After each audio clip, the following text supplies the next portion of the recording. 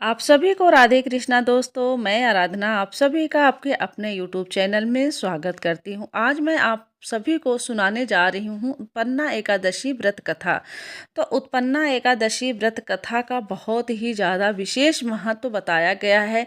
जो भी श्रद्धालु जो भी भक्त व्रत रखते हैं एकादशी का, उत्पन्ना एकादशी व्रत कर रहे हैं, उन्हें यह व्रत कथा ज़रूर सुनना चाहिए। बहुत ही पुण्यदायी और बहुत ही फलदायी यह व्रत कथा सुनना या फिर पढ़ना बहुत ही फलदायी होता है। तो अगर आप पढ़ नहीं रहे हैं तो इस व्रत कथा को जो है आप सुन भी सकते हैं। तो चलिए भक्तों, आज की हम व्रत कथा आप लोगों को सुनाते हैं। और उससे पहले आप लोगों से एक छोटा सा निवेदन है कि इस वीडियो को, इस व्रत कथा को आप लोग पूरा सुनिएगा, आधा अधूरा मत सुन के जाइएगा। और जो है अगर ये व्रत कथा आप लोगों को थोड़ी भी अच्छी लगे तो वीडियो को एक लाइक करके अपने फ्रेंड्स फैमिली में शेयर ज़रूर कर दीजिएगा। चैनल पे पहली बार आए हैं तो सब्सक्राइब कर लीजिएगा।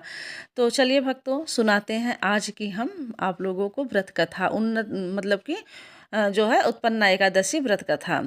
तो एक बार क्या होता है कि धर्मराज युधिष्ठिर कहने लगे कि हे भगवान, श्री कृष्ण से बोलने लगे कि हे भगवान, मैंने कार्तिक शुक्ल एकादशी अर्थात प्रबोधिनी एकादशी का सविस्तार वर्णन सुना।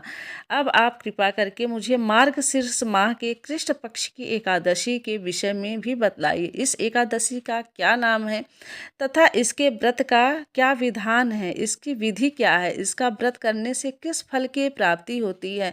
कृपया यह सब विधान पूर्वक जो है हमें आप सुनाइए। भगवान श्री कृष्ण बोले कि मार्गशीर्ष माह के कृष्ण पक्ष में आने वाली इस एकादशी को उत्पन्ना एकादशी कहा जाता है। यह व्रत शंखोद्वार तीर्थ में स्नान करके भगवान के जो है दर्शन करने से जो फल प्राप्त होता है उसके बराबर पुण्य मिलता है। और व्रत करने वाले भक्त को चोर, पाखंडी, परस्त्री, गामी, निदंग, मिथ्याभाषी तथा किसी भी प्रकार के पापी से बात नहीं करनी चाहिए। इसका महात्म्य मैं तुमसे कहता हूँ, ध्यान पूर्वक सुनना।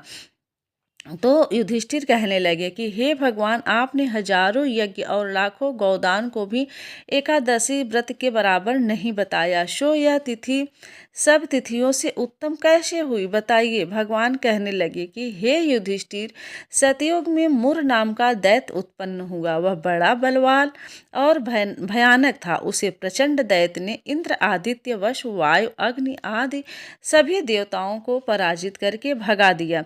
तब इंद्र सहित सभी देवताओं ने भयभीत होकर भगवान शिव से सारा वृत्तांत कहा और बोले कि हे कैलाशपति, मुर दैत्य से भयभीत होकर सब देवता मृत्यु लोक से फिर मारे फिर रहे हैं। तब जो है भगवान शिव ने कहा कि हे देवताओं, तीनों लोकों के स्वामी, भक्तों के दुखों का नाश करने वाले भगवान विष्णु की शरण में जाओ, वे ही तुम्हारे दुखों को दूर कर सकते हैं। शिव जी के ऐसे वचन सुनकर सभी देवता क्षीर सागर में पहुँचे। वहाँ भगवान को शयन करते देख हाथ जोड़कर उनकी स्तुति करने लगे कि हे देवताओं द्वारा स्तुति करने योग्य प्रभु, आपको जो है बारंबार नमस्कार है। देवताओं की रक्षा करने वाले मधुसूदन, आपको नमस्कार है, आप हमारी रक्षा करें। दैत्यों से भयभीत होकर हम सब आपकी शरण में आए हैं। आप इस संसार के कर्ता, माता पिता, उत्पत्ति और पालन करता और संहार करने वाले हैं। सबको शांति प्रदान करने वाले हैं। आकाश और पाताल भी आप ही हैं। सबके पितामह ब्रह्मा, सूर्य, चंद्र, अग्नि, सामग्री, होम, आहुति, मंत्र, तंत्र, जप, यजमान, यज्ञ, कर्म, कर्ता, भोक्ता भी आप ही हैं। आप सर्वव्यापक हैं। आपके सिवा तीनों लोकों में चर तथा अचर कुछ भी नहीं है।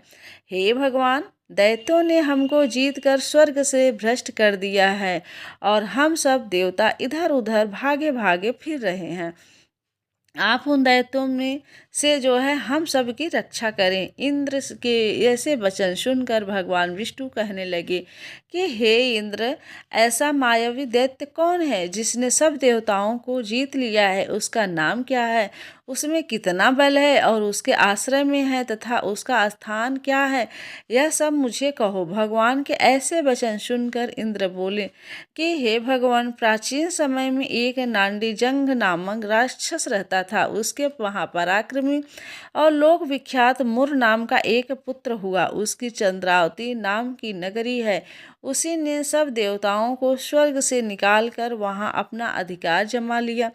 उसने इंद्र, अग्नि, वरुण, यम, वायु, ईश, चंद्रमा, नैत्रित्य आदि सबके स्थान पर अधिकार कर लिया है। सूर्य बनकर स्वयं ही प्रकाश करता है, स्वयं ही मेघ बन बैठा है और सबसे अजेय है कि हे असुर निकंदन, उस दुष्ट को मारकर देवताओं को अजय बनाइए।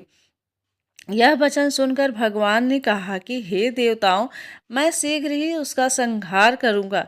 तुम चंद्रावती नगरी जाओ। और इस प्रकार कहकर भगवान सहित सभी देवताओं ने चंद्रावती नगरी की ओर प्रस्थान किया। उस समय जब दैत्य मुर सेना सहित युद्ध भूमि में गरज रहा था, उसकी भयानक गर्जना सुनकर सभी देवता भय के मारे चारों दिशाओं में भागने लगे। जब स्वयं भगवान रणभूमि में आए तो दैत्य उन पर भी अस्त्र शस्त्र आयुध लेकर दौड़े। भगवान ने उन्हें सर्प के समान अपने बाणों से बीध डाला। बहुत से दैत्य मारे गए, केवल जो है मुर बचा रहा। वह अविचल भाव से भगवान के साथ युद्ध करता रहा। भगवान जो भी तीक्ष्ण बाण चलाते वह उसके लिए पुष्प सिद्ध होता। उसका शरीर छिन्न भिन्न हो गया, किंतु वह लगातार युद्ध करता रहा। दोनों के बीच क्या होता है कि बहुत ज़्यादा मलयुद्ध भी हुआ और 10,000 तक उनका युद्ध चलता रहा, किंतु मुर नहीं हारा। थककर भगवान बद्रिकाश्रम चले गए। वहाँ हेमवती नामक सुंदर गुफा थी। उसमें विश्राम करने के लिए भगवान उसके अंदर प्रवेश कर गए। यह गुफा 12 योजन लंबी थी और उसका एक ही द्वार था। भगवान विष्णु वहाँ योग निद्रा की गोद में सो गए थे। जो है मुर भी पीछे पीछे आ गया और भगवान को सोया देखकर मारने की उद्यत हुआ। तभी भगवान के शरीर से उज्जवल कांतिमय रूप वाली देवी प्रकट हुई। देवी ने राक्षस मुर को ललकारा, युद्ध किया और उसे तत्काल मौत के घाट उतार दिया। श्री हरि जब योग निद्रा की गोद से उठे तो सब बातों को जानकर उस देवी से कहा कि आपका जन्म एकादशी के दिन हुआ है, अतः आप उत्पन्ना एकादशी के नाम से पूजित होंगी। आपके भक्त वही होंगे जो मेरे भक्त हों। तो जय श्री हरि। तो भक्तों जो है ये था आज का ये मतलब कि जो है व्रत कथा, उत्पन्ना एकादशी व्रत कथा। आप लोगों को कैसा लगा कमेंट में ज़रूर बताइएगा। और आप लोगों से यही विनम्र निवेदन है कि एकादशी के दिन मतलब कि उत्पन्ना एकादशी के दिन इस व्रत कथा को आप लोग या तो पढ़ सकते हैं, पढ़िएगा या फिर सुनिएगा, क्योंकि इसका बहुत ही महत्व बताया गया है शास्त्रों में। हमारे हिंदू धर्म में, पुराणों में व्रत कथा हमें ज़रूर पढ़ना चाहिए। इसके बाद हमें आरती ज़रूर करनी चाहिए। तो अगर आप लोगों को भक्तों थोड़ी भी अच्छी लगी हो यह व्रत कथा तो आप लोगों को प्लीज़ जो है वीडियो को एक लाइक करके कमेंट में राधे कृष्णा ज़रूर लिख दीजिएगा और अपना प्यार और सपोर्ट दीजिएगा। तो चलिए दोस्तों, मिलते हैं जो है अगले वीडियो के साथ किसी ऐसे ही धार्मिक पौराणिक वीडियो के साथ। तब तक के लिए इजाज़त चाहती हूँ। राधे कृष्णा। हर हर महादेव।